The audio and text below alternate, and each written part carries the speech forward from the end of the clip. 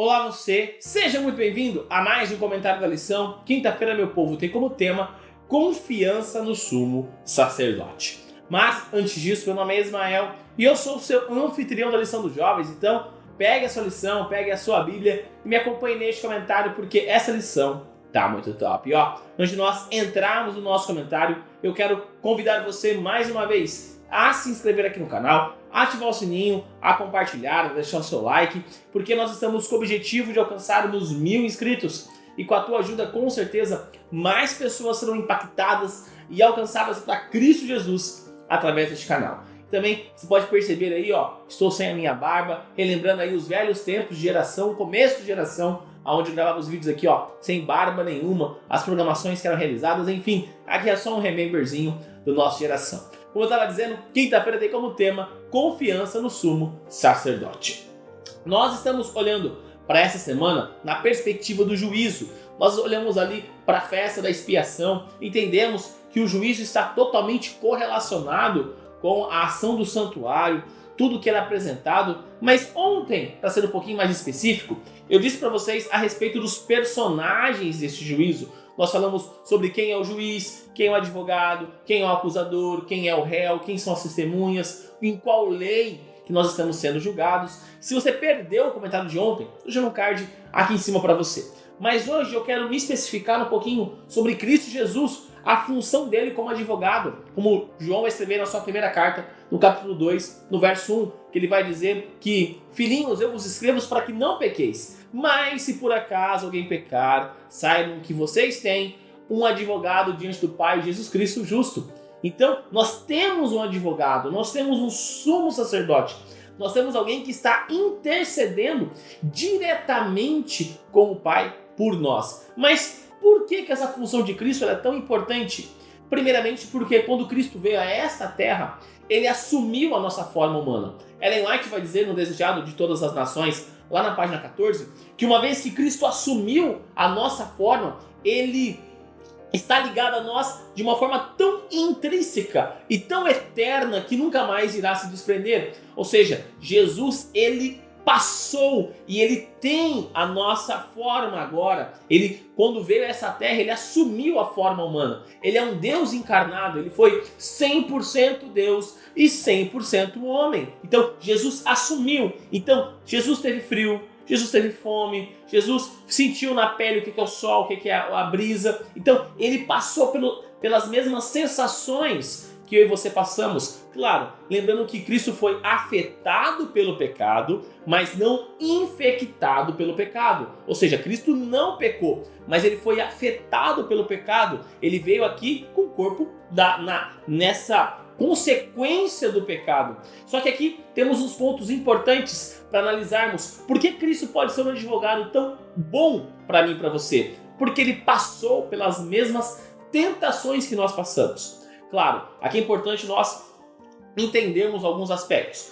O meio pelo qual Jesus foi tentado é diferente dos nossos. Claro, porque, por exemplo, na época de Jesus não tínhamos computadores, celulares e televisões. Ou seja, o meio pelo qual Jesus foi tentado é diferente. Mas o propósito, a finalidade, a forma que Jesus foi tentado é a mesma que nós somos. Da mesma forma que Jesus foi tentado, por exemplo, com alimentação no deserto, eu e você somos tentados com alimentação nas redes sociais, quando nós vamos a um restaurante. Nós temos essa mesma tentação acontecendo. Como eu disse, não pelo mesmo meio, mas com a mesma finalidade. Então, é importante nós entendermos que, pelo fato de Cristo ter sido tentado, ter passado por essas experiências quando esteve aqui na Terra, ele é um excelente advogado diante do Pai, porque ele sabe como é difícil o pecado, ele sabe, vivenciando como é você resistir ao diabo, é complicado, como é necessário essa ação do Espírito Santo. Não que Cristo não sabia disso antes, mas Cristo agora sabe por vivência. E antes ele conhecia simplesmente por experiência, agora é uma experiência vivida, é um conhecimento adquirido por ter passado por aquilo. Então, desta forma, quando Jesus ele torna o sumo sacerdote, ele assume a função de advogado, ele está intercedendo de uma forma completa por nós. E aí vem um ponto importante: por ele saber como é difícil, passar pelo pecado, ele nos disponibiliza o seu próprio poder. Ele disponibiliza a sua própria força para que possamos enfrentar o pecado. E Pedro vai dizer lá na sua segunda carta que desta forma nós nos tornamos coparticipantes da natureza divina, porque Cristo começa a habitar em nós, começa a agir em nós, agir no nosso peito, a modificar o nosso ser, a tirar os nossos medos, os nossos anseios, os nossos desejos pecaminosos. Ele começa a agir em nós de tal forma que nós começamos a nos tornar coparticipantes da natureza divina. Não porque eu estou perfeito, não porque a minha natureza foi modificada, mas não, porque Cristo está trabalhando em mim, Ele está me modificando, Ele está me preparando o meu caráter para quando Ele voltar em poder e grande glória, aí sim, o meu corpo seja totalmente transformado, o seu corpo seja totalmente transformado, mas isso parte de uma escolha. E aqui vem o ponto que eu tenho falado tanto nessa lição sobre o grande conflito. Tudo se resume à escolha. Cristo escolheu na eternidade passada, antes da fundação do mundo, como o Apocalipse vai dizer, que Ele morreria por nós. Ele escolheu, Ele colocou em prática a sua escolha, Ele veio a essa terra e morreu por nós. E qual é a nossa escolha olhando para isso? Porque além dele fazer isso, de vir à terra e morrer por nós, hoje ele está no santuário celestial sendo o nosso intercessor, sendo o nosso advogado diante do Pai, para que nós possamos ser salvos. Ele nos reveste com a sua graça, nos reveste com a sua glória, nos reveste com o seu sangue, para que nós possamos ser salvos. Só que a escolha é nossa, de aceitarmos ou não. Por isso que eu falo tanto para você, meu jovem, minha jovem, nós precisamos escolher a Cristo Jesus.